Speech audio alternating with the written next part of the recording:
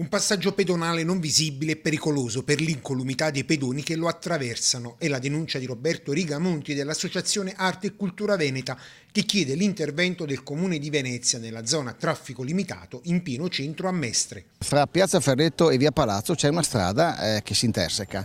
Praticamente non c'è una discontinuità di pavimentazione fra le due isole pedonali.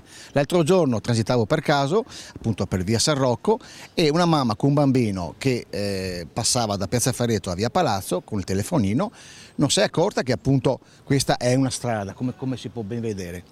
Bisogna segnalarla molto meglio, nel senso o si fanno delle stesse pedonali più visibili oppure, in linea di massima, un consiglio che posso dare io, un semaforo a richiesta. Rifare le strisce pedonali o installare dei semafori ridurrebbe il rischio di incidenti. Le richieste degli uffici competenti sono state fatte. Aspettiamo, conclude Rigamonti, che adesso vengano presi provvedimenti. Se possiamo fare un intervento, non penso che sia una cosa talmente gravosa, cioè prendere in mano questa situazione, perché qui veramente un giorno o l'altro ci scappa, no, il morto speriamo di no, ma il ferito senz'altro, insomma.